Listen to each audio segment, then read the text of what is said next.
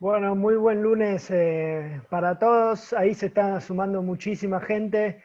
Muchas gracias. Estamos armando una comunidad interesantísima. Lunes 3 de agosto seguimos de cuarentena, seguimos en esta situación que ya nos tiene así hace tanto tiempo y nos va a tener por mucho tiempo más. Hoy con algunos cambios y una reunión distinta de lunes.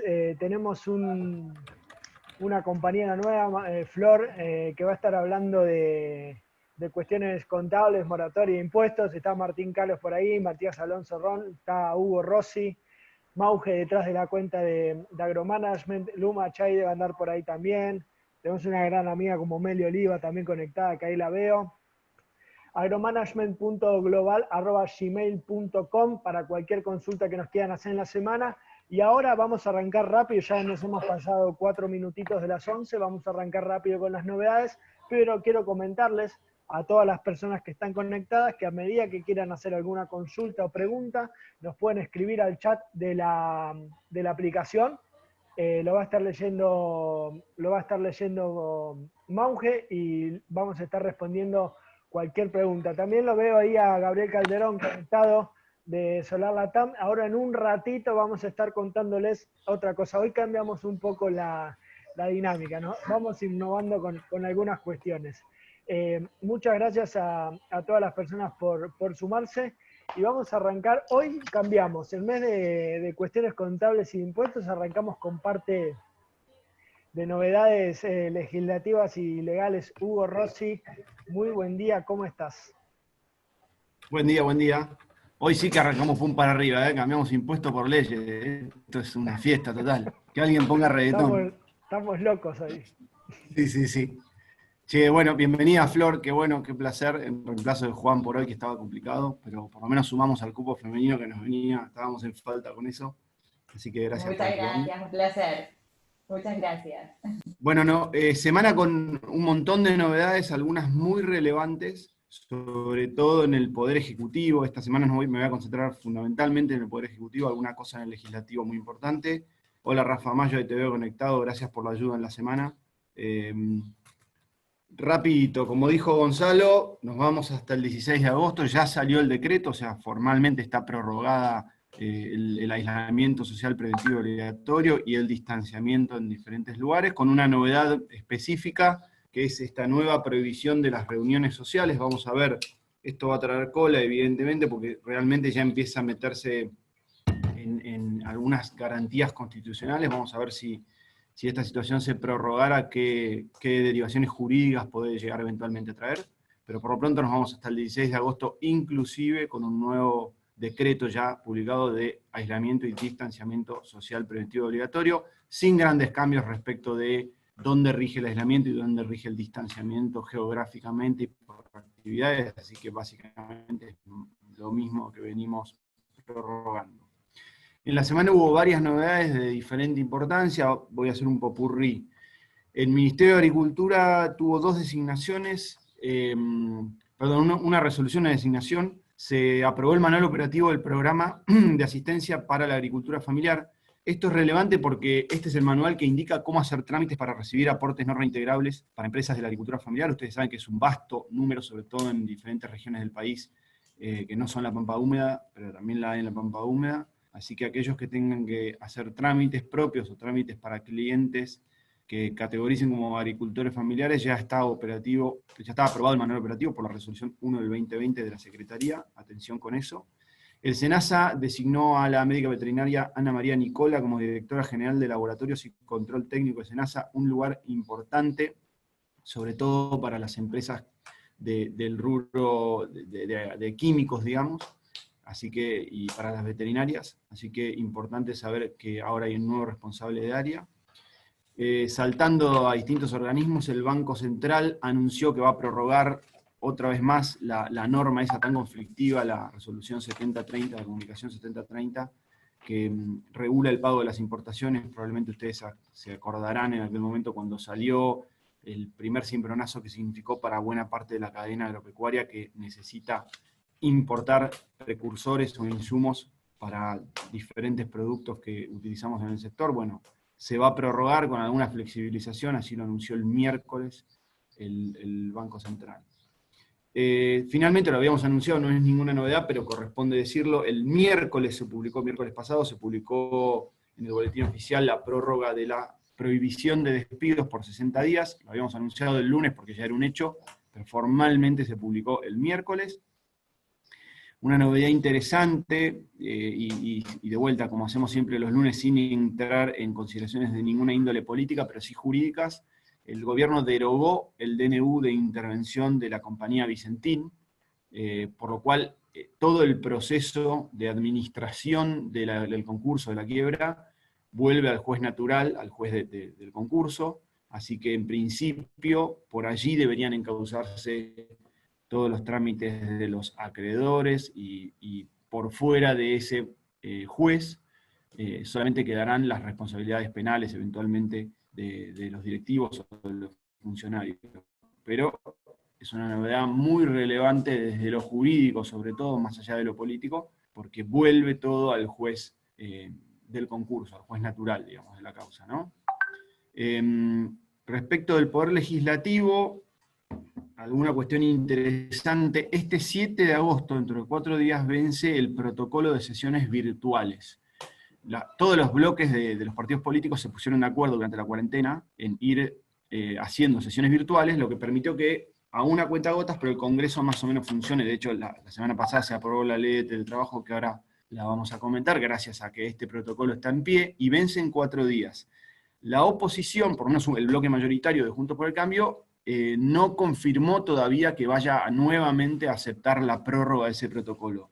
Esto puede ser una novedad muy importante, porque si efectivamente el 7 de agosto vence el protocolo y no se renueva porque no hay acuerdo de los diferentes bloques legislativos, toda la agenda que todavía está pendiente en el Congreso puede verse demorada. Esa agenda pendiente tiene 2 temas muy sobresalientes que ahora los vamos a comentar, que uno es el proyecto de reforma judicial que presentó el Poder Ejecutivo Nacional y envió al Congreso. Se vería suspendido sin fecha mientras el protocolo de sesiones virtuales no se habilite, así que atentos con eso.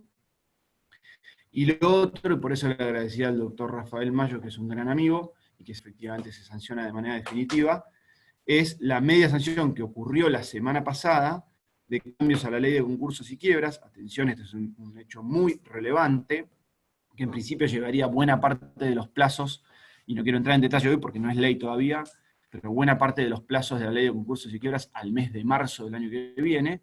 Bueno, esa media sanción que tuvo lugar la semana pasada depende de que se continúe con el protocolo, y el 7, antes del 7, dentro de 4 días, se renueve este protocolo. Vamos a ver si eso ocurre. Si eso ocurre y se completa la sanción en el Senado de este cambio o prórroga a la ley de concursos y quiebras, seguramente vamos a hacer algún comentario más detallado, y ahí le pediré una mano a Rafael también, que siempre se ofrece a hacerlo, y que es un experto en el tema. Lo que sí ocurrió, y es muy relevante, la semana pasada, es, por un lado, la aprobación de la moratoria. No me quiero meter ahí porque Flor va a comentar al respecto, pero sí que es muy relevante para nuestras empresas y tiene efecto inmediato. Y por otro lado, sí, la ley de teletrabajo que veníamos comentando en prácticamente todas las reuniones desde que se comenzó a tratar en comisión.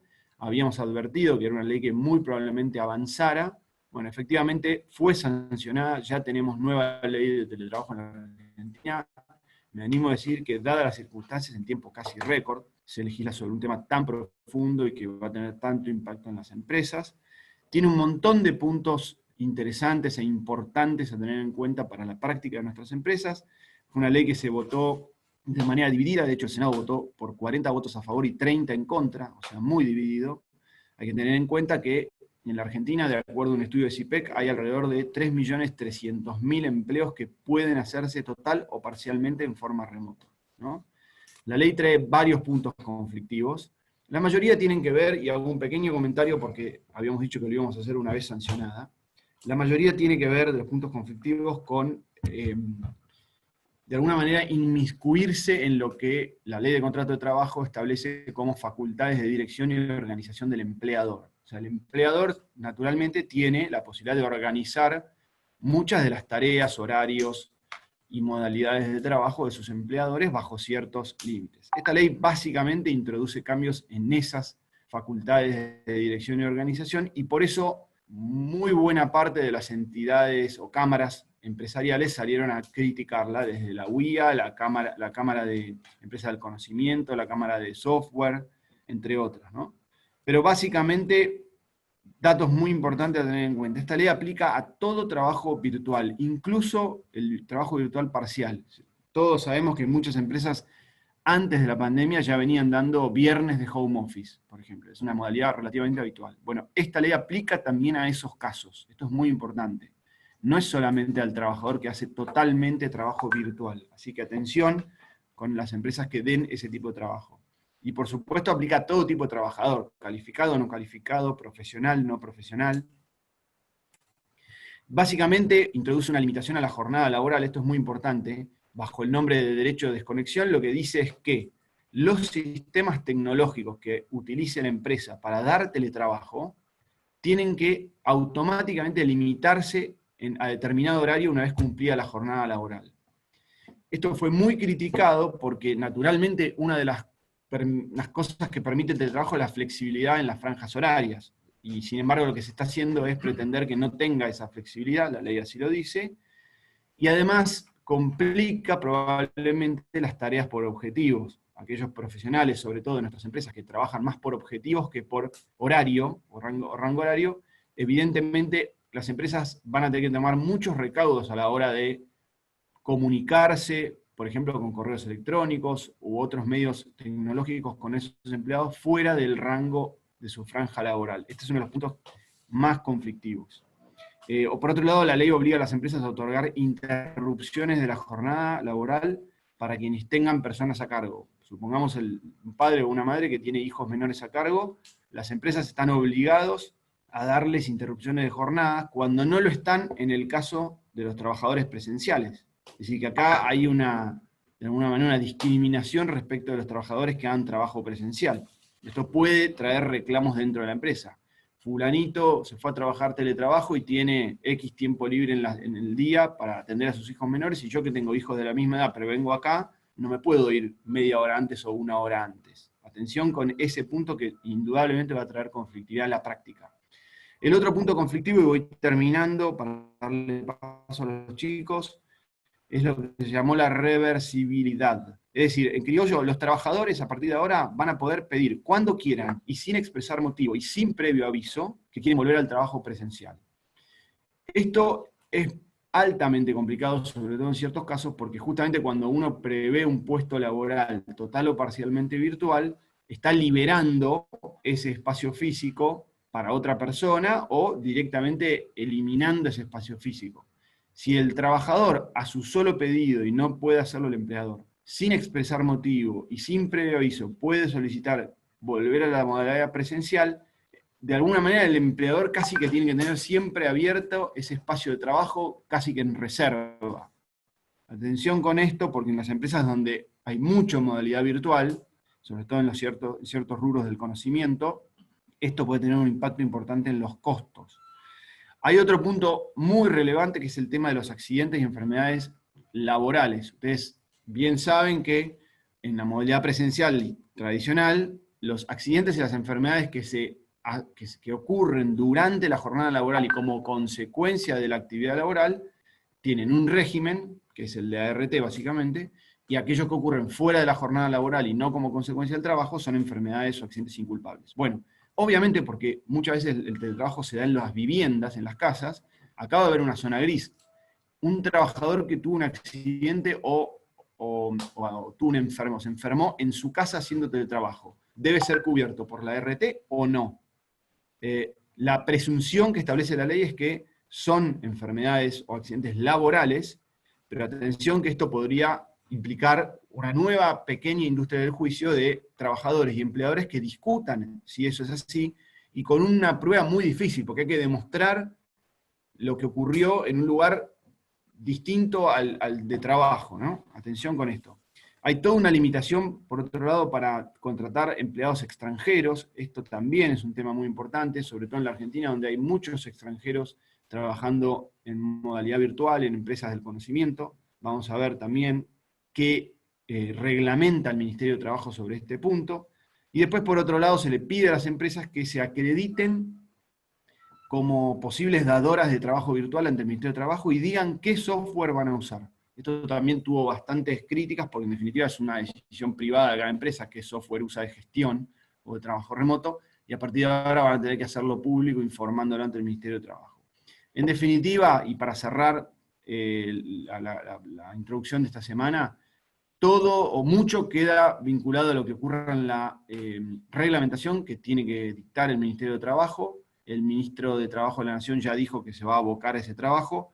Entonces se vienen semanas importantísimas que pueden definir algunos de estos puntos en la práctica y que van a determinar la suerte en buena medida del teletrabajo. Gracias, Hugo. Nos escriben al chat privado de la plataforma, lo va a estar recibiendo Mauge. En un ratito vamos a estar contestando todas las preguntas. Bueno, le damos la bienvenida a Florencia. Florencia Laule es contadora y especialista en impuestos. Vino a reemplazar a Juan Manuel. La verdad que estamos muy contentos de tenerte, Flor, y te escuchamos atentamente con todas las novedades de la semana. Bienvenida. Bueno, muchísimas gracias, Gonzalo, gracias a todos. Primero que nada, gracias a Juan por el lugar, por la oportunidad de participar, y a todos ustedes por la cálida bienvenida. Un placer estar acá. Bueno, como vos dijiste, Gonzalo, vamos a hablar un poquito de las novedades impositivas de la semana. Vamos a arrancar con el famoso programa ATP, del que tanto estamos hablando desde que empezó la cuarentena. El Poder Ejecutivo incorporó un nuevo beneficio del programa ATP, que son los créditos a tasa subsidiada para las empresas que cumplan ciertos requisitos y que están en proceso de recuperación.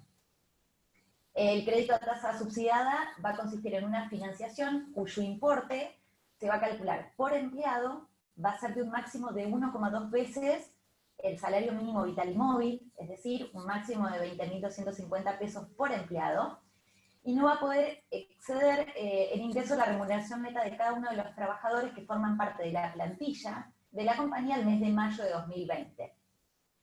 Por su parte, el FONDEP, que es el Fondo Nacional de Desarrollo Productivo, va a poder financiar o bonificar hasta el 100% de la tasa de interés y del costo financiero total que devengan estos créditos a tasa subsidiada para las empresas. La tasa de interés nominal anual, así como el porcentaje de la bonificación de la tasa de los créditos a tasa subsidiada para las empresas, va a variar de acuerdo al incremento de la facturación que hayan experimentado las empresas, siempre en relación al mismo periodo del año anterior. O sea que en definitiva es un crédito que se le proporciona a las empresas que empiezan un proceso de recuperación, va a estar destinado al pago de los sueldos, va a tener una garantía del Estado a través del FONDEP, como antes lo mencioné, va a tener 3 meses de gracia, y la idea es que se devuelva en 12 cuotas fijas. El monto se va a calcular, como antes mencionaba, en base a la masa salarial, a razón de 1,2 veces el salario mínimo vital y móvil por cada empleado. O sea, esto representa un máximo de 20.250 pesos por cada empleado de la empresa que figura en la plantilla de empleados a mayo 2020. Y la tasa a la que van a poder acceder va a depender del incremento que haya experimentado la empresa en la facturación respecto al mes de junio del año anterior. Por ejemplo, las empresas que tuvieron una facturación de entre el 0 y el 10% más que junio 2019 van a poder solicitar una tasa, un crédito a tasa cero. Las empresas que hayan facturado entre un 11 y un 20% más que junio 2019 podrán solicitar un crédito a tasa del 7,5%. Y por último, las empresas que hayan facturado entre un 21 y un 30% más que en junio 2019 podrán solicitar un crédito a una tasa del 15%. Así que bueno, vamos a ver cómo evoluciona este nuevo beneficio que prevé el Poder Ejecutivo dentro de lo que es el programa ATP. Asimismo, la FIP introdujo la semana pasada cambios importantes de interés para todo tipo de contribuyentes, y tiene que ver con el hecho de que extendió hasta el 31 de agosto de 2020 la suspensión en la aplicación de embargos y otras medidas cautelares para las micro, pequeñas y medianas empresas que se encuentran inscritas en el registro de las MIPYMES, pero también para aquellas empresas que se encuentren caracterizadas en el sistema registral de AFIP como potenciales micro, pequeñas y medianas empresas tramo 1 y tramo 2. Y a su vez extendió hasta el 31 de agosto de 2020 la suspensión en la iniciación de juicios de ejecución fiscal por justamente incumplimientos en obligaciones tributarias o de la seguridad social. Obviamente, la AFIP de todos modos podrá iniciar acciones que estén destinadas a evitar la prescripción del poder que tiene para exigir el pago de tributos, de multas y de accesorios, pero bueno, son dos medidas importantes y esto es fundamental que el contribuyente lo tenga presente, porque muchos contribuyentes están esperando la salida de la nueva moratoria, de la que después vamos a hablar, y con esta medida la AFIP que asegura que hasta el 31 de agosto no se puedan interponer embargos, ni tampoco iniciar juicios de ejecución fiscal por obligaciones que estén adeudando a los contribuyentes. De esta manera los contribuyentes lo que pueden hacer es, si no tienen la posibilidad de cancelar las obligaciones, esperar a la salida de la moratoria y no van a correr el riesgo de que se le traben embargos por las mismas, ni tampoco que se le inicien juicios de ejecución fiscal. Con lo cual es una medida bastante beneficiosa para los contribuyentes. Por otra parte, un tema con el que nos encontramos los contadores las últimas semanas fue la imposibilidad de acceder al mini plan para regularizar las obligaciones propias de las declaraciones juradas de ganancias de personas físicas, bienes personales e impuesto cedular. Nos sucedía que estábamos pudiendo presentar las declaraciones juradas, como ustedes ya saben, los vencimientos empiezan a operar ahora en el mes de agosto, pero no podíamos acceder al mini plan para regularizar esas obligaciones. ¿En qué consiste este mini plan? Va a implicar el pago de un 25% de la obligación como un pago a cuenta y la posibilidad de regularizar el resto de la obligación en 3 cuotas iguales y consecutivas. Nos sucedía que presentábamos la declaración jurada y no podíamos acceder al mini plan. Bueno, la AFIP se manifestó al respecto y aclaró que como la Resolución General de AFIP 4057 establece que se puede acceder al mini plan a partir del primer día del mes del vencimiento de la obligación, como la prórroga hace que justamente estas obligaciones venzan en el mes de agosto, recién a partir del primer día del mes de agosto podríamos acceder a la regularización de dichas obligaciones a través de ese mini plan. Con lo cual, a partir del día de hoy ya tendríamos que tener la posibilidad de regularizar las declaraciones juradas de ganancias de personas físicas, bienes personales e impuesto cedular a través de ese mini plan. Y bueno, como último punto de la semana, vamos a hablar de la supermoratoria, este proyecto que se viene tratando hace tiempo. Vamos a hablar de los principales puntos para entender este proyecto y cómo va evolucionando el mismo. En el mes de junio de 2020, el Gobierno Nacional anunció que le iba a enviar al Poder Ejecutivo un proyecto de ley que ampliaría el alcance de la moratoria que fue creada por la Ley de Solidaridad Social y de Reactivación Productiva. El 28 de julio de este año se emitió el dictamen de mayoría y el 31 de julio, o sea, el viernes pasado, comenzó el tratamiento de este proyecto de ley en diputados. ¿Cuáles son los puntos claves de esta supermoratoria? Es un tema súper importante porque la mayoría de los contribuyentes que están teniendo complicaciones financieras, obviamente por todo este tema de la pandemia y esta obligación de estar en nuestras casas, muchos con imposibilidades de desarrollar sus actividades, tiene varios beneficios y les va a permitir regularizar sus obligaciones impositivas y de la seguridad social en cuotas bastante accesibles. ¿Cuáles son los puntos claves de esta supermoratoria? Bueno, en primer lugar, va a alcanzar a personas humanas y jurídicas responsables de tributos y de recursos de la seguridad social. Van a quedar excluidos, esto es un tema muy importante, van a quedar excluidos aquellos sujetos que tengan activos financieros en el exterior y que no decidan realizar la repatriación de por lo menos el 30% de esos activos financieros dentro de los 60 días desde la adhesión al régimen. Esto es fundamental. Aquellas empresas o personas físicas que tengan activos financieros en el exterior y que no opten por repatriarlos no van a poder acceder a este régimen. Se van a poder incluir obligaciones vencidas al 30 de junio de 2020, es decir, para obligaciones vencidas al 30 de junio de 2020. Las obligaciones que tengan vencimientos posteriores ya no podrán ser regularizados mediante esta moratoria. No se tendrá en cuenta la categoría CIPER, la categoría de riesgo de cada contribuyente, o sea, la categoría de CIPER. Se podrán compensar deudas con saldos de libre disponibilidad, devoluciones, reintegros, reembolsos y demás. Se prevé un descuento del 15% para quienes hagan la cancelación mediante pago de contado. La cantidad de cuotas va a variar entre 60, 96 o 120 según el tipo de obligaciones que se trate de regularizar.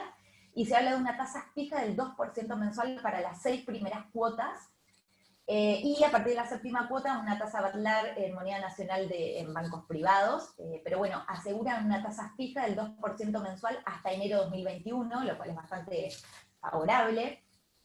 La adhesión a la moratoria se va a poder realizar hasta el 31 de octubre de 2020, y la primera cuota, salvo que se trate de una refinanciación de planes ya vigentes, va a ser el 16 de noviembre de 2020. Y bueno, una incorporación importante que logró parte de la oposición fue proporcionar beneficios para los contribuyentes cumplidores. Siempre decimos que en Argentina se beneficia más a quienes son incumplidores que para los que pagan los impuestos en tiempo y forma. Entonces se incorporó un puntito que tiene que ver con los beneficios para contribuyentes cumplidores.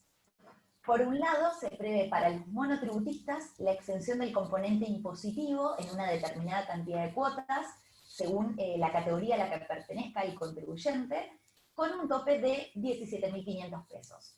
Para los monotributistas de las categorías A y B, se prevé la exhibición de 6 cuotas mensuales. Para los contribuyentes de las categorías C y D, 5 cuotas. Para los monotributistas categoría E y F, la exhibición en 4 cuotas mensuales. Para los monotributistas categorías G y H, 3 cuotas mensuales, y por último, para los monotributistas categoría I y J, se los eximirán el pago de 2 cuotas mensuales. Eso respecto de los monotributistas. Y por otro lado, se prevén beneficios para los contribuyentes del impuesto a las ganancias. Por un lado, para las personas físicas y sucesiones indivisas, excepto para quienes se desempeñen en trabajos como trabajos en relación de dependencia o quienes tengan cargos públicos o para jubilados, excepto para ellos, para el resto de las personas físicas y sucesiones indivisas, los mismos podrán incrementar el 50% en un 50% la deducción especial prevista en la ley del impuesto a las ganancias. Obviamente para las declaraciones juradas del próximo periodo, 2020, que presentaremos en el año 2021. Y para las sociedades y explotaciones unipersonales que estén dentro del registro de las MIPYMES, o sea, de las micro, pequeñas y medianas empresas, se establece que podrán optar por un procedimiento de amortización acelerada respecto a aquellas inversiones que incorporen hasta el 31 de diciembre de 2021. Para las inversiones que sean realizadas en bienes muebles amortizables, adquiridos, fabricados o construidos, podrán optar por una amortización acelerada como mínimo de 2 cuotas anuales iguales y consecutivas. Para las inversiones realizadas en bienes muebles amortizables importados, podrán realizar esas amortizaciones en como mínimo 3 cuotas anuales y consecutivas, y para inversiones en obras de infraestructura, como mínimo, se podrán amortizar en la cantidad de cuotas anuales iguales y consecutivas que surja de considerar la vida útil de ese bien reducida en un 50%.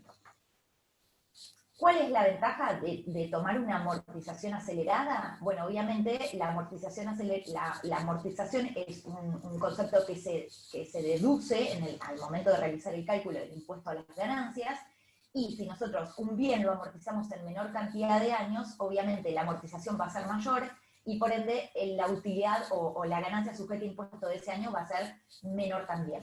Esa es la ventaja de una amortización acelerada. Así que es un beneficio que se le proporciona a las sociedades y explotaciones unipersonales que estén dentro del registro de las MIPYMES. El beneficio de esta amortización acelerada se aplicará únicamente para las inversiones que se efectivicen hasta el 31 de diciembre de 2021. Ambos beneficios se aplicarán para las declaraciones juradas de los ejercicios finalizados después del 30 de diciembre de 2020, por eso va a ser para las declaraciones juradas de ganancias de personas físicas que vamos a presentar el año próximo, o para las declaraciones juradas de ganancias de sociedades que cierran a partir del 31 de diciembre de 2020. En ningún caso estas deducciones van a poder generarles saldos a favor a los contribuyentes. Y bueno, y es importante aclarar qué se considera como contribuyente cumplidor a los fines de estos beneficios. Son aquellas personas que al momento en que entre en vigencia la ley no tengan incumplimientos en cuanto a falta de presentaciones de declaraciones juradas ni falta de pagos, ¿sí? Desde los periodos iniciados a partir del 1 de enero de 2017. Bueno, esos son los puntos principales de la moratoria. Veremos cómo sigue esto y los mantendremos al tanto, obviamente, de lo que vaya sucediendo. Así que bueno, gracias. Le doy paso Muchas gracias, Flor, por toda la información. Martín, ¿qué pasa con la economía? Cualquier consulta que quieran hacer sobre lo que dijo Flor, sobre lo que dijo Hugo y sobre lo que van a decir Martín y Matías ahora en adelante, nos escriben al chat de Zoom y ahí Mauge va a estar pasando las las preguntas y las vamos a estar respondiendo. Buen día, Martín. Buen día a todos y a todas. Bienvenida, Flor, un gusto. Y sí, tal cual, hagan preguntas porque temas hay, temas sobran. De hecho, podríamos estar hablando hoy del dólar, podríamos hablar de la deuda, pero como ya venimos hablando de eso últimamente, pensé en hacer un poco foco en las exportaciones de nuestro país y del mundo, el comercio internacional, en qué anda. Porque básicamente, digo, contexto de pandemia, no hace falta explicar que el comercio mundial está cayendo mucho a niveles realmente, a ritmos nunca antes vistos. Para que se den una idea, en varios de los foros internacionales, Organización Mundial del Comercio entre ellas, se habla de que en el segundo y tercer trimestre, o sea, el trimestre pasado y este que estamos atravesando, tendríamos caídas del comercio, o mejor dicho, de la demanda de bienes a nivel mundial, de bienes y servicios a nivel mundial, de entre el 15 y el 20%. Es un montón. Para que se den una idea, en la crisis financiera, esa de 2008-2009, que, bueno, en verdad no fue ni financiera ni terminó en 2009, pero la mayor caída en un trimestre había sido del 5%. O sea, estamos hablando básicamente de 3 veces esa magnitud. Y además va a ser una crisis de la cual se tarde más en salir. ¿Por qué? Porque por un lado tenemos todavía que ver el efecto de la pandemia, pero en muchas de las previsiones que se están haciendo, los escenarios hablan de recuperaciones que pueden llevar de 1 año y medio a 4 años, en el peor caso, en las peores estimaciones, para recuperar los niveles de comercio mundial que teníamos antes de la pandemia. Todo esto, obviamente, es a nivel general. Tenemos digamos, justo en agronegocios tenemos la particularidad de que la caída en la demanda de alimentos es mucho menor. Por ejemplo, en cereales, en granos en general, en el peor momento pareció tocar un pozo de 5% de caída. No es tanto en comparación con los niveles de caída que estamos viendo en lo demás. Sí significa que hay que tener en cuenta varias cuestiones. Por un lado, ¿dónde está la demanda? Hablamos de los canales de demanda, los canales de venta que hay que empezar a pensar y abrir. Esto lo hablamos en semanas pasadas. Hay que pensar en los fletes. Hay empresas de fletes en crisis en todos lados. De vuelta, tenemos la particularidad en el sector que, dependiendo de qué producto estemos hablando, en Argentina tenemos salida por tierra, por aire y por mar. Entonces, quizás no hay que ver la particularidad de cada caso, pero sí hay que tener en cuenta ahí que va a haber oportunidades también con los fletes, porque la baja demanda de fletes tiene que llevar en un momento, dependiendo de qué pase con las empresas en crisis y la oferta, a la posibilidad de aprovechar y conseguir algún margen adicional ahí. Hay un tema también, bueno, con lo de los canales de venta habíamos hablado de que había mucho más delivery, habíamos hablado del valor agregado del delivery y del cuidado de proveedores y clientes en ese sentido, pero hay un dato muy claro de Estados Unidos, dato oficial de Estados Unidos, la medición de cómo viene dividiéndose la demanda de alimentos en verdulería, digamos, o en una carnicería, o en local de cercanía en general, y cuánto es compra de alimentos hechos. Y mal que mal, uno veía que en los últimos 20 años había pasado de que solo el 40% más o menos del consumo se hacía de alimentos ya elaborados, ¿no? Un restaurante, un delivery de alimento ya hecho, a que el 50% fuera de esa manera, ¿no? Ya hecha la comida. O sea que, justamente al revés, la compra del alimento para hacer en casa había pasado del 60% del total al 40%. Bueno, con la pandemia se revirtió completamente ese cambio de los últimos 20 años. Y eso es un dato a tener en cuenta, porque obviamente también es parte de lo que va a tardar en volver. Entonces, de vuelta, a nivel mundial vamos a ver un retorno a niveles que no veíamos hacia 20 años de los canales de demanda distintos que surgieron en estos años. ¿Qué pasa en Argentina?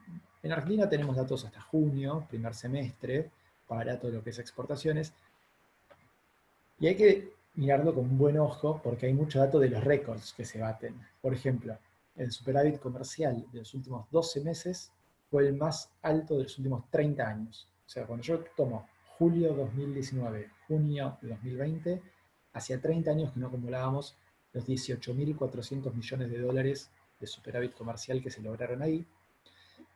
Obviamente esto tiene mucho que ver con la caída de las importaciones por la recesión, pero también con que las exportaciones argentinas se sostienen.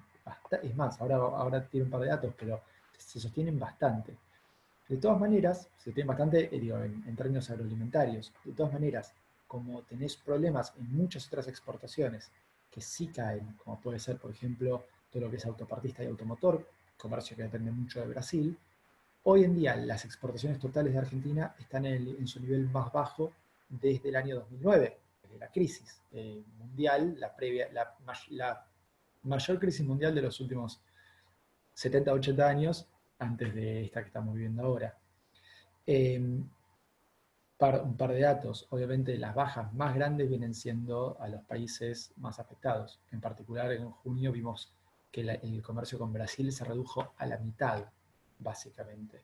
Hay un dato ahí importante porque nuestro comercio con Brasil está muy integrado en algunos sectores muy puntuales, como decíamos recién, autopartista y automotriz, y algunas economías regionales, o calzado y algún textil.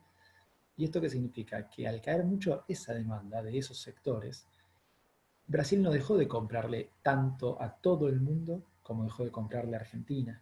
Esto es una tendencia que ya veníamos viendo.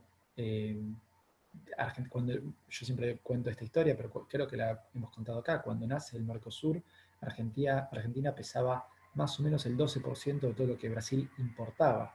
Hoy Argentina está abajo del 5% en general, no porque haya caído lo que Argentina le vende a Brasil, sino porque Brasil aumentó las compras a todo el resto del mundo y a Argentina casi nada en estos 25 años de Mercosur. Y logramos batir récords también acá, lamentablemente. Argentina rara vez había bajado de este 5% que les comentaba de participación en el mercado de importaciones brasilero. De golpe, en mayo tuvimos la marca más baja, 2,9%, peso Argentina, o sea, menos de 3%, y en verdad en lo que va del año ya tenemos 4 meses abajo del 5%, cosas que no habían pasado hasta ahora. Solo para cerrar, el otro dato que surgió en estos días relevante para el sector nuestro es el de cuánto pesan las exportaciones agroalimentarias en el total de las exportaciones. Claro, al sostenerse la demanda mundial de alimentos, mal que mal, siempre dependiendo obviamente del producto, y caer el resto del comercio mundial, lo que pasó fue que aumentó mucho el peso. Entonces, con las exportaciones totales más bajas, como les decía, en más de una década, desde 2009, las exportaciones del complejo agroindustrial son las más altas en 7 años, desde 2014. Esto en el primer semestre del año. Entonces, al final, cuando uno hace la cuenta, pasamos a tener el 50% de las exportaciones totales en productos agroalimentarios en el primer semestre del año. Ese 50% es récord en décadas en Argentina. En definitiva, a ver, se baten récords porque vemos una situación mundial muy particular. De todas maneras, hay cosas que esta crisis está acelerando, esto lo hemos charlado mucho también, tendencias que la crisis acelera, que hay que ver cómo se sale, porque no vamos a volver a la normalidad previa y porque muchas de las cosas que veníamos viendo, por ejemplo, las mayores exportaciones a China, menores exportaciones a Brasil, son procesos que se van a acelerar mucho en la salida de la pandemia. Si les parece, dejo acá rápido, podríamos comentar si quieren algo después del tipo de cambio real, cosas que vienen a cuento de las exportaciones, o comento algo rápido ahí. Lo de Brasil es clave, ¿por qué? Porque Brasil, recién hoy salen datos de que hay expectativas de recuperación en Brasil en términos de industria manufacturera. Y eso obviamente repercute muy favorablemente sobre la demanda de productos argentinos. Y es clave porque esta caída que les vengo contando de exportaciones a Brasil se da en un proceso en el cual mejora el tipo de cambio real con Brasil. O sea, deberíamos estar vendiéndole cada vez más si uno mira el tipo de cambio real, porque mejoró y mejoró sustancialmente en estos meses, porque Brasil apreció su moneda y Argentina continuó devaluándola en estos últimos 2 meses y medio en términos reales. Entonces, hay que tener en cuenta algo que también me han escuchado decir. Es mucho más importante para Argentina que Brasil crezca que Brasil aprecie la moneda o Argentina devalúe. el efecto precio ahí del tipo de cambio termina siendo inferior, menos importante que el efecto de que Brasil crezca y entonces demande más cantidades, más volumen, y obviamente eso también impacta en el valor. Por eso hay que darle ojo a esa noticia de que Brasil estaría mejorando las expectativas, porque es una muy buena noticia para Argentina en general. Muchas gracias, Martín. Bueno, venimos, nos queda poco tiempo. La verdad que hubo muchas novedades esta semana. Está Gabriel Calderón ahí de Solar Latam esperando que nos va a traer algunas novedades sobre algunos aportes no reembolsables para energías renovables. Pero antes vamos a los conceptos y reflexiones de manejo de equipo que nos trae siempre Matías Alonso Ron. Mati, ¿cómo estás? Buen día. ¿Cómo va, Gonza? ¿Todo ¿Todo bien? tranquilo? Bien, bien, por suerte. Voy a tratar de ser breve, porque no sabía que estabas vos, Gabriel, después, para tirar algunas puntitas. Tenemos tiempo, así Perdón, te que abro igualmente, no te hagas problema, tranquilo con el tiempo. Es un detalle, venimos a informar un poquito, así que no los voy a entretener demasiado con el aporte, pero es interesante tenerlo en cuenta y saberlo. Así que tranquilo, Matías, y gracias por haberme recibido, chicos. Un placer y muy bueno el webinar. no, Ok, gracias, acá Gabriel. Presentalo bien, Mati, abrí el micrófono y presentalo. lo presento a vivo. Está el Capitán América y Spider-Man. Los dos. Y no se quiere ir.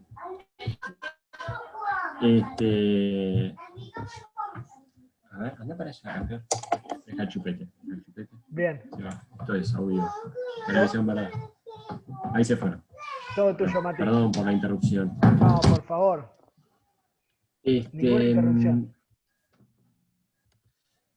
Yo les quería hablar hoy de... La semana pasada habíamos hablado de la comunicación y la importancia de la comunicación como... La comunicación, en definitiva, no sé si es todo, pero es una parte sustancial de lo que hacemos todos los días y de este desafío que tenemos todos aquellos que formamos parte de una organización donde trabajamos todos juntos para conseguir algún fin determinado. Y la comunicación es muy importante para el líder, pero es muy importante para toda la organización en definitiva, ¿no? Y hablábamos de 3 niveles de comunicación, que estaba la primera que tenía que ver con datos o ideas o información, la segunda que tenía que ver con las emociones y lo que podíamos llegar a despertar a los otros, y la tercera que tenía que ver con los propios comportamientos, cómo nuestros comportamientos también están comunicando. Y hablábamos que de las emociones más poderosas que se podían llegar a despertar, era el tema de la confianza. Y por último, hablábamos un tipo de comunicación que resume muy bien las 3 y que es como quizás hasta la más poderosa, que dábamos hasta un ejemplo del Antiguo Testamento, para ver qué nos acordábamos de una cosa o de otra, según qué incluían las comunicaciones, y tiene que ver con las historias. El contar historias es como un gran modo para dar datos, mandar ideas, mandar valores, visión, etc. Pero también es muy importante para generar la emoción en la gente que nos está escuchando, que es en realidad muy importante para que después trabajemos todos los más cooperativamente posible. Y otra de las cosas que son súper importantes cuando hablábamos, esto lo empezábamos a contar cuando uno de los lunes anteriores hablábamos sobre la cultura y la importancia que tenía la cultura, y sobre la cultura nos apalancábamos después sobre los distintos tipos de compañía o de cultura, y hablábamos que la cultura del compromiso era como la que le ganaba a todas. Otra herramienta súper importante para lograr generar una cultura de compromiso sólida es identificar a estas personas que tienen un liderazgo no formal, pero que es sumamente positivo e influencian sobre el resto de las personas, que lo vamos a llamar, o que se llama generalmente, arquitectos culturales, que se contraponen con los asesinos culturales, ¿no? Que son las personas que tampoco tienen algún poder formal dentro de la organización, pero que su influencia puede ser muy negativa. Seguramente a veces hasta es más fácil identificar a estos asesinos culturales, todos los que hemos trabajado en algunas empresas, organizaciones, o hemos compartido deporte en algún equipo, son fácilmente identificables, y sabemos que muchas veces pueden hacer bastante daño. ¿Qué hacer para identificar o para trabajar con estos arquitectos culturales? En realidad lo que se dice es que lo que hay que, uno como líder, lo que tiene que hacer, o la organización lo que tiene que hacer, es preparar el terreno para que estas mismas personas surjan, ¿no? Y un ejemplo que me gusta a mí, tiene que ver con, que es bastante conocido para todos, es cuando Guardiola empieza a ser director técnico de fútbol del Barcelona en el año 2008. El Barcelona venía de los últimos 5 o 6 años, los primeros 3 de esos 5 o 6 años habían ganado todo, Champions, Liga, Copa del Rey, venían como resurgiendo, y el líder era Ronaldinho, ¿no? Este brasileño que no nos cansamos de ver videos de él, las cosas que hacía en el campo de juego. Pero en las últimas 2 temporadas, Ronaldinho había empezado su declive, no tanto física, sino más de profesional. Ya no se entrenaba como antes, le empezaba a gustar, empezaba como a haberle dado rienda suelta a salir de noche, ir de fiesta, llegaba y se ponía a dormir en las camillas en el vestuario. En los mismos partidos a veces acusaba lesiones para salir porque no había entrenado y estaba cansado. Y le había dado tanto al club, a la institución y a la afición y al mismo director técnico, que les costaba decirle algo, ¿no? No lo ponían en vereda, porque era el líder el que les había hecho ganar un montón de cosas en los últimos años. Se empieza a generar una especie de fractura dentro de la institución, porque en el mismo grupo había otra gente muy, muy pesada. Uno era el camerunés Samuel Eto'o, que casi que le declara la guerra a Ronaldinho, y también empieza a hablar mal del director técnico, ¿no? Y nadie podía hacer nada.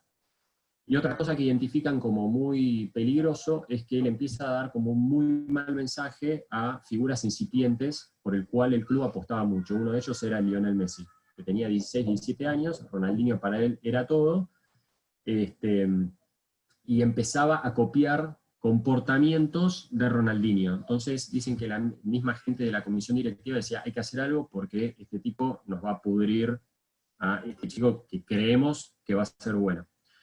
Cuando Guardiola llega al Barcelona, una de las primeras cosas que detecta es esto, y a los 2 meses de que él asume como director técnico del Barça, Ronaldinho se va, lo ceden creo que al Milan. Y eso dicen los mismos jugadores, que fue como un mensaje muy poderoso para todo el grupo, ¿no? Como, bueno, acá no importa qué tan bueno seas, o cuánto hayas ganado, o lo que fuera, la institución y el grupo está por encima de todo, no importa que seas el número 1. Y Guardiola dice que hablaba mucho sobre los valores del club, la importancia del club, el ser profesional, el trabajar duro, el comprometerse, el esforzarse, y no sé qué cosa. Dice que en los entrenamientos les exigía mucho, y de esta manera, y hasta se desprendió de Ronaldinho y de varios más, que eran figuras, y empezó a atraer a gente, no solo de las inferiores, sino a algunos jugadores que jugaban en el Barcelona B. Y empezaron ahí, como que empezó a abonar el terreno para que surgieran jugadores que representaban el ADN del club, que venían jugando de las inferiores, jugadores que son hoy mundialmente conocidos, como Puyol, Iniesta, Xavi, Piqué, y hasta el mismo Messi, ¿no? Y bueno, ya la historia es conocida por todos. En esos 3 años, casi que todo lo que jugaron lo ganaron. Y siempre, cuando se le hacen entrevistas sobre el paso de Guardiola, una de las cosas que destacan y remarcan los jugadores de este club, que tuvieron la suerte de estar esos 3 años compitiendo con Guardiola como DT, es la cohesión que existía en el grupo. Dicen, en 3 años que estuvimos juntos, casi 30 personas, nunca hubo problemas internos, que sería lo más normal, no lo había. Era como que estábamos todos muy seteados y todos íbamos para el mismo lado. Y cierro con una pequeña investigación que hicieron un agente del MIT en el 2008 también. Ellos lo que querían identificar era si podían llegar a haber equipos superiores a otros, y si la conformación de individuos dentro de los equipos podían tener alguna influencia más que destacable sobre la performance entre distintos equipos. Entonces convocaron a 700 personas, los dividieron en 150 equipos y les dieron distintos proyectos. Y después fueron evaluando los resultados de todos. Y ahí empezaron con todas las hipótesis. Si había personas más inteligentes en uno que en otro, si el liderazgo más fuerte de uno que otro influenciaba. Más allá de todas las distintas puntos que fueron observando, una de las conclusiones que sacaron es que los equipos buenos, eso identificaban, el equipo que era bueno en una tarea, generalmente repetía y terminaba siendo buena en todas las distintas tareas que le daban. Y los equipos que empezaban mal en alguna tarea y en algún ejercicio, terminaban siendo malos en todos. Y la conclusión a la que ellos llegaron era que los equipos buenos que habían tenido éxito no eran tanto por las cualidades innatas de sus miembros, inteligencia, liderazgo, lo que fuera, sino por cómo se habían tratado entre ellos, cómo se habían comunicado y las normas de cooperación que habían establecido para con todos, donde a todos los escuchaban, a todos les daban importancia y todos cooperaban. Y eso hacía que esos equipos tuvieran buena performance en todas las distintas pruebas que había hecho esta gente. Así que una cosa más para agregar cuando querramos liderar equipos es abonar el terreno y preparar el camino para que surjan estos arquitectos culturales que son los que nos van a ayudar definitivamente a llevar a la organización hacia donde queremos. Perfecto, gracias Mati, arquitectos culturales. Nos vamos con ese término, ese Barcelona de Guardiola que se hizo bastantes preguntas contra el Estudiantes de Verón, ¿eh? casi se le escapa en el 2009. Otro gran arquitecto cultural, y perdón esta referencia de idolatría personal que tengo hacia Juan Sebastián. Nos quedan 5 minutos, muchas gracias Mati, estamos a tiempo de responder cualquier pregunta. Gabriel Calderón es de Solar Latam, y hicimos una excepción en esta reunión de los lunes porque nos parecía muy interesante. Se abrió una línea de aportes no reembolsables, de inversión en energías renovables. Acá tenemos un grupo, una comunidad hemos armado que son potenciales inversores y gente que siempre está buscando oportunidades para emprender. Las energías renovables son un tema que se está instalando, ya se recontra instaló, pero para futuro entendemos muchísimo más. Y queríamos darte este espacio, Gabriel, para que nos cuentes un poco más de qué se trata esto. Buenísimo. Vamos a ver cómo gambeteamos esto para que resulte siendo algo deportivo también. y no caer, ¿viste? No caer con finanzas. No necesariamente, vos hablás tranquilo. Pero bueno, vamos a decir que esta propuesta es un gol. Eso lo podemos decir. Es una convocatoria que trae el PROSAP en el marco del Programa de Servicios Agrícolas Provinciales. Esto depende de la Dirección General de uno de los Ministerios de Agricultura y Ganadería y Pesca de la Nación, así que muy buena base. Está abierta la convocatoria desde el 1 de julio hasta el 28 de agosto para estos aportes no reembolsables. Es para, como vos decías, para la adopción de tecnologías que favorezcan el impacto ambiental y una producción más limpia de la energía en el establecimiento o en la industria, en la agroindustria. El objetivo es el desarrollo de esta promoción mediante la configuración de esta línea ANR para incorporar tanto paneles fotovoltaicos, pueden ser para generar energía en un sistema autónomo, en una chacra, una estancia, o un bombeo solar, por ejemplo. Entonces esos sistemas son ávidos de recibir este aporte no reembolsable. Y lo importante es que quienes pueden participar, cualquier empresa agroindustria que esté vinculada o no a intervenciones previas del PROSAP, porque son créditos que ahora están habilitados, que estén residiendo en la República Argentina, ¿sí? Así que es a nivel todo el país, y está dirigida a empresas MIPYME que estén reguladas según el decreto 69/2020 de la Secretaría de la Pequeña y Mediana Empresa de Emprendedores, y lo único que necesitas es tener disponible una cuenta bancaria a tu nombre para el depósito del aporte, ¿no? ¿Cuál es la cobertura de este aporte?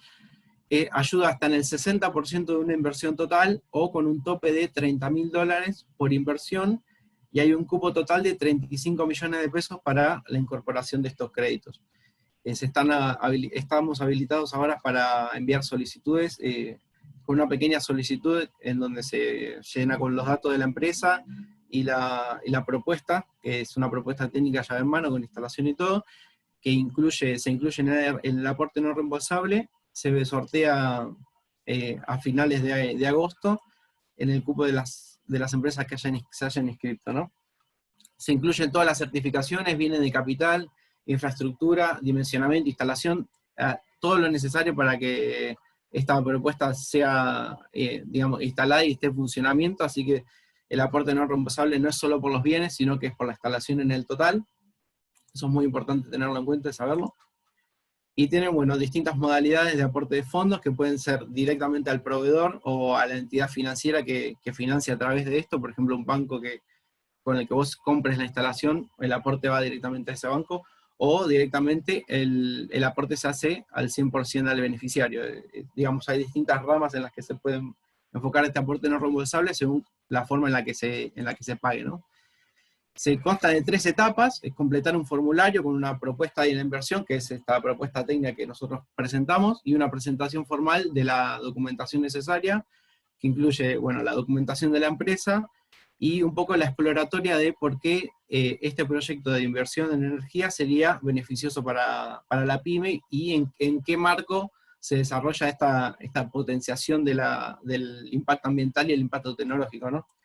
Con esos detalles es que se da la elegibilidad de los créditos y el aporte del mismo.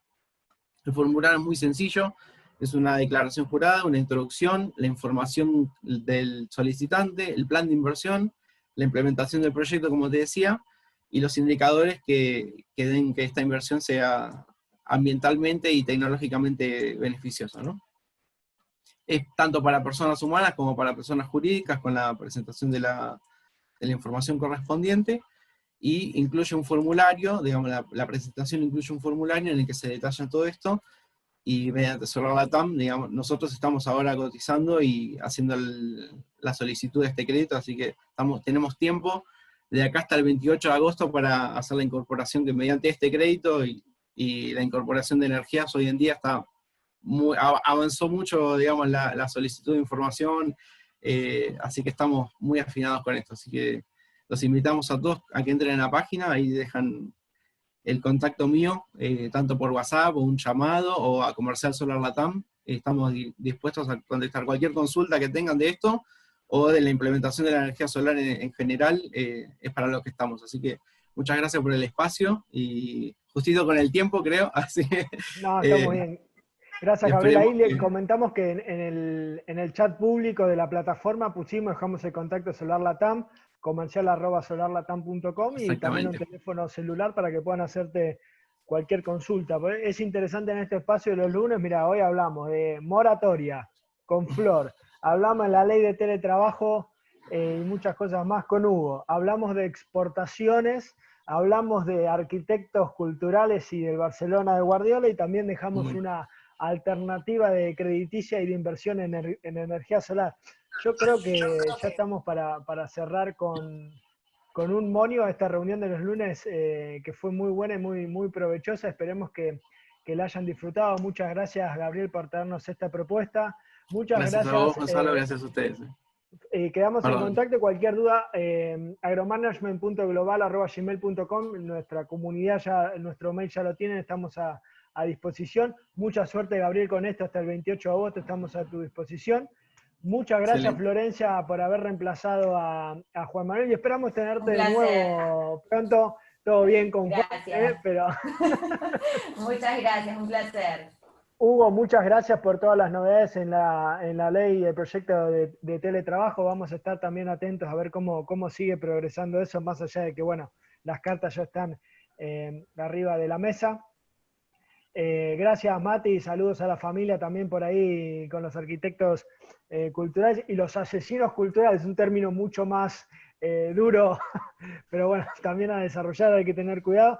Y muchas gracias, Martín, quedaron algunas cuestiones pendientes. Pude sacar turno para la BTV, anuncio a todos los que estén interesados, está abierta la BTV para sacar turno y para poder hacerla. Incluso hay muchísima disponibilidad porque nadie lo está haciendo, así que ojo con esa alternativa. Nos vemos el lunes que viene, y cualquier duda que tengan nos escriben a nuestro mail agromanagement.global@gmail. Gracias, buena semana. Buena semana. Nos vemos el lunes que viene.